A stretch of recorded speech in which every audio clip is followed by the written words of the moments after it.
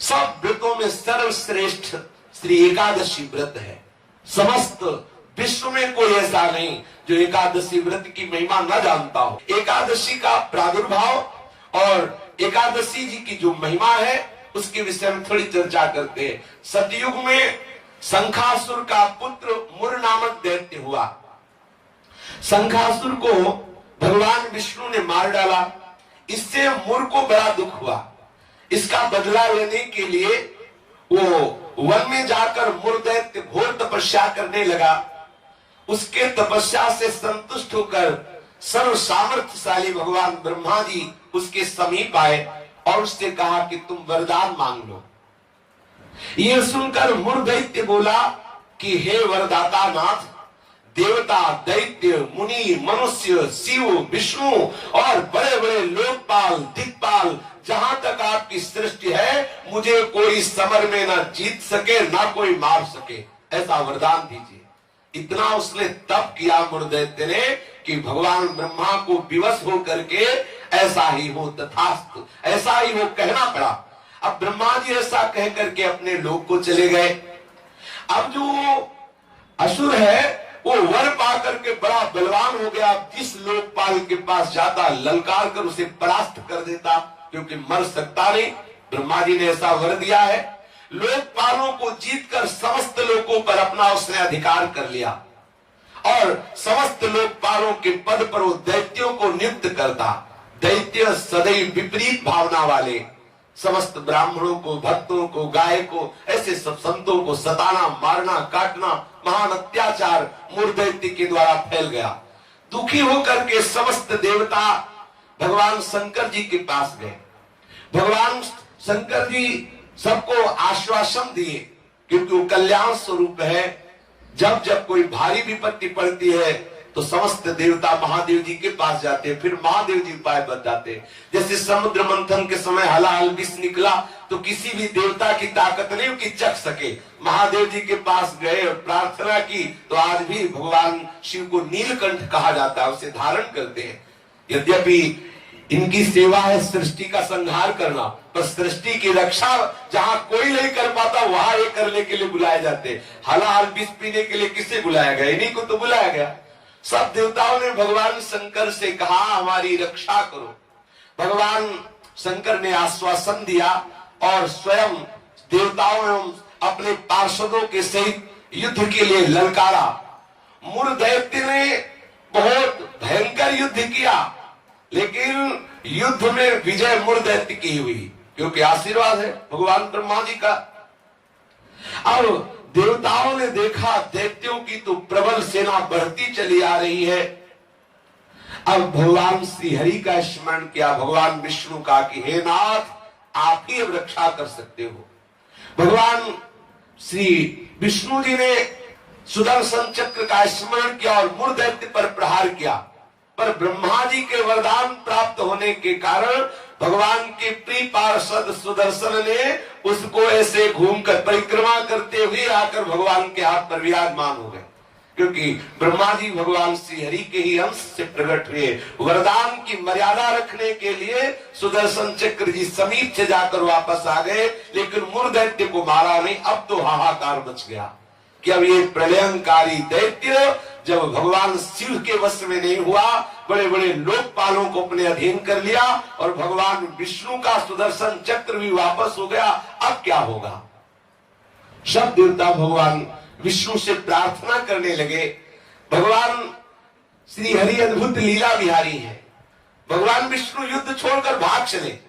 मुर दैत्य ने देखा कि सबका मुखिया तो भाग पड़ा, इसको हम जिंदा छोड़ेंगे नहीं। वो गदा लेकर भगवान का पीछा किया। मुर दैत्य ने भगवान भागकर बद्रिका आश्रम में गए और एक बड़ी ही गहरी एकांतिक गुफा में जा छिपे और अत्यंत श्रमित हुए निद्रावश से प्रतीत होने लगे। मुर ने गुहा में प्रवेश करके दहाड़ लगाई, कहाँ है? भगवान विष्णु को संबोधन किया, कहाँ है तू? उसी समय भगवान के हृदय से एक दिव्य शक्ति प्रकट हुई और वो शक्ति कन्या के रूप में प्रकट होकर अपने परम तेज एवं दिव्य आयुधों से एक क्षण में मुर दैत्य को मार गिराया। क्षण में दैत्य को मार गिराया। भगवान विष्णु के हृदय से एक दिव्य शक्ति प्रकट हुई, जिसने कन्या रूप धारण किया और अपने दिव्य शक्ति से उस मूर दैत्य को क्षण मात्र में सेना से नाश कर दिया। उसी समय देवताओं ने पुष्पों की वर्षा की और उस देवी की स्तुति की। स्तुति सुनकर श्री भगवान जग गए। भगवान विष्णु ने देवताओं से कहा, तुम किसकी स्तुति कर रहे हो, क्या हुआ? बोले, प्रभु आपके हृदय से ये कन्या प्रकट हुई और इसने सब दैत्यों का नाश कर दिया और मूर दैत्य को भी मार दिया। भगवान ने कहा कि ये कन्या जो हमारे हृदय से प्रकट हुई, ये एकादश तिथि को प्रकट हुई, 11 को, इसीलिए इस कन्या का नाम होगा एकादशी। और हे एकादशी, तुम अष्ट सिद्धियों और 9 निधियों की स्वामिनी होगी। तुम में इतनी सामर्थ होगी कि जो तुम्हारा व्रत रखेंगे उनके चरणों में मोक्ष लुटेगा। एकादशी का महत्व है उसके चरणों में सर्वपाप प्रशमनम पुण्यमात्यंतिकम तथा गोविंद स्मारणम मेकादश्यामुपोषणम। जो एकादशी का उपवास करेगा वो निष्पाप हो जाएगा। जो एकादशी का उपवास करेगा वो बड़ा पुण्यात्मा होगा। जो एकादशी का उपवास करेगा उसे गोविंद के चरणारविंद की भक्ति प्राप्त होगी। श्री भगवान विष्णु ने कहा, जो तुम्हारा व्रत करेगा वो चाहे स्त्री हो चाहे पुरुष हो, वो जो कामना करेगा उस कामना की पूर्ति हो जाएगी। यदि कोई कामना नहीं करेगा तो मेरी भक्ति प्राप्त हो जाएगी। एकादशी व्रत 3 दिनों के साथ होने वाला बताया।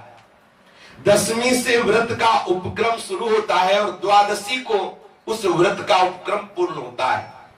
10वीं के दिन एकादशी के पहले आस्यम मांसम मसूरान्नम चरकान क्रोधमास तथा साकम मधुपरान्नम च पुनर्भोजन मैथुने दशम्याम 10 वस्तूनि वर्जयेद् वैष्णवः सदा।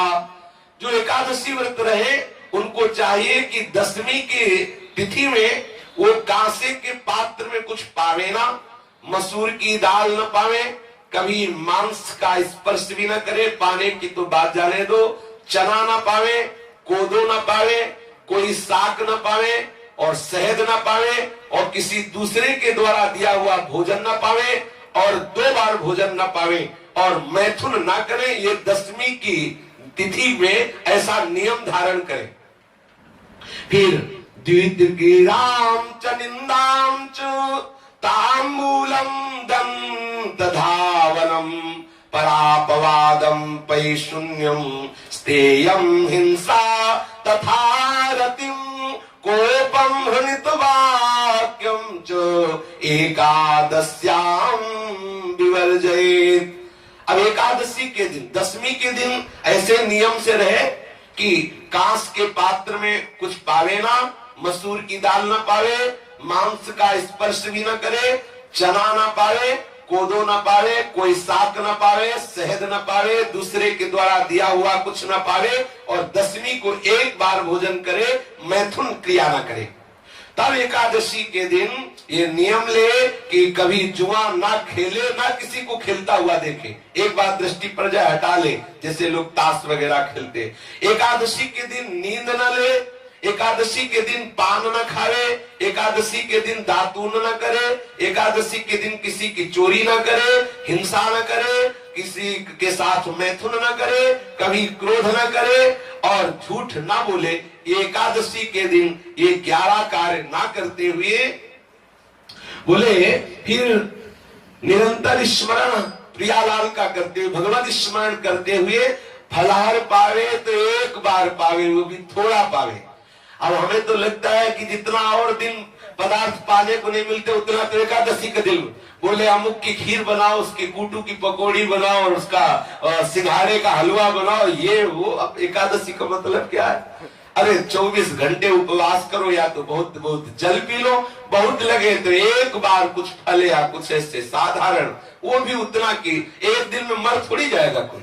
जो एकादशी हाँ, तो काहे का व्रत फिर, अगर खूब कचौड़ी पकौड़ी सब बना के उसकी पाओ तो। एकादशी का तात्पर्य है भगवत आराधन में तन्मय रहना। सुबह से कुछ ना पावे, 24 घंटे में एक बार कुछ जल दूध कुछ थोड़ा सा पाले, और फिर द्वादशी के दिन कांस्यम मांसे सुराम छौद्रम तैलम वितथ भाषणम व्यायामम च प्रवासम च पुनर्भोजन मैथुने अस्पृश्यास्पर्शमासूरे द्वादश्याम द्वादशम त्यजेत्। द्वादशी को भी कांसे के पात्र में भोजन न करे, मांस न स्पर्श करे, मदिरा न पीवे और शहद न पावे, तेल का बना पदार्थ न पावे, झूठ न बोले, कस के व्यायाम न करे, परदेश गमन न करे, दोबारा भोजन न करे, मैथुन न करे, जो स्पर्श करने योग्य नहीं उनका स्पर्श न करे, मसूर की दाल न खाए। ये 12 वस्तुएं द्वादशी को त्याग दे। दसवीं के दिन पूर्वाह्न में एक बार हविष्यान्न भोजन करना चाहिए।